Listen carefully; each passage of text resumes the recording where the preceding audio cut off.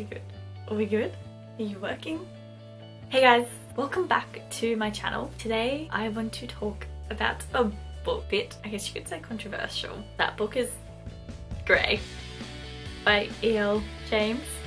I can kind of feel the judgment I'm getting because I read this book. People who don't know, is 50 Shades of Grey from Christian's point of view. You're probably wondering why I decided to read this. I don't really know. I don't really know why I read the books in the first place, but I did.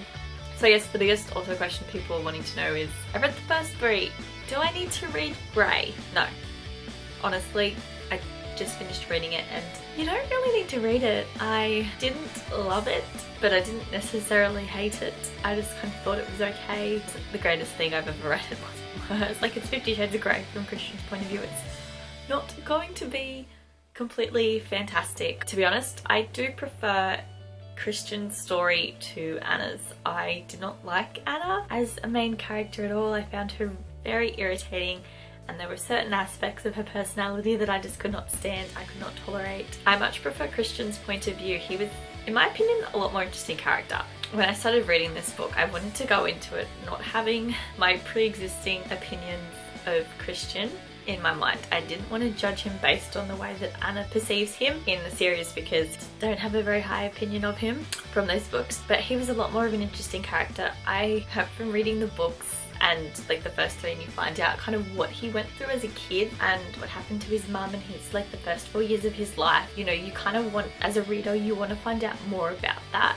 And that's one of the big main reasons why I picked up this book, because I wanted to find out what happened to him as a kid, because it's kind of very briefly brushed over in the first 3 books. And I thought in this one, because it's his story, he might actually have some inner dialogue on it. Not overly, it was mostly he had dreams that were memories from that time. I also thought that you would get more of an idea of why he's into the lifestyle that he is. No. Not so much. Like, you don't find out why he kept really going on with it. You kind of find out little bits of information about him and Mrs. Robinson. Don't really find out the things that I was expecting to find out. I don't hate Christian as a character. Surprisingly, I found it really interesting to find out his side of event. You found out more of why he does what he does and a little bit of why he's the way he is, but you don't really find out a lot about his childhood, which is what I really wanted to see. His character and how he runs his business and his life and what he's thinking the entire time the events of 50 Shades are happening. So it was interesting to kind of see him falling in love with her, I guess. Like, I liked being inside his head, I guess. If I had to pick between reading Grey or 50 Shades of Grey, I would just have picked Grey. I found his inner dialogue to be much more interesting. He's nowhere near as irritating as I found Anna to be. I think he's got more of the interesting story. I feel like his past and everything that's happened in the first 28 years of his life is very interesting. And like, how did someone of his age, you know, get to have such a big company? And I feel like that's more of an interesting aspect that these books don't cover, that they should cover, because I think that'd be more interesting than the sex scenes, which, let's be honest, weren't that great anyway. I mean, if you want to read it, I say go ahead. Like, it's better than the first 3 books. It ends in a different part of 50 Shades than 50 Shades of Grey did. So 50 Shades of Grey pretty much ends right after that scene between Christian and Anna, whereas this one ends a couple of days after. So you see how he reacts to her just sort of up and leaving him, and his, you know, revelations that he has in regards to her leaving.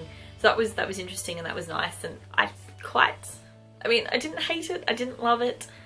It was okay. It wasn't fantastic. I probably wouldn't pick it up and read it again. I just wanted to know what was going to happen in the book, and I now know I'm satisfied. But overall, it wasn't a terrible book. If you want to pick it up, I say go for it, but I don't recommend it. You don't know whether you should read this one or not. Like, I wouldn't say you necessarily need to read it. I think you can go your entire life without reading it.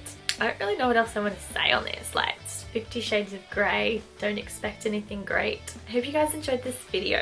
If you've read Grey or 50 Shades of Grey or any of the books or the movie, let me know what you thought of it down below. Because I know everybody has a different opinion on whether or not you love it, you hate it, or you just don't know why it was made in the first place. I will see you guys in my next video. Bye!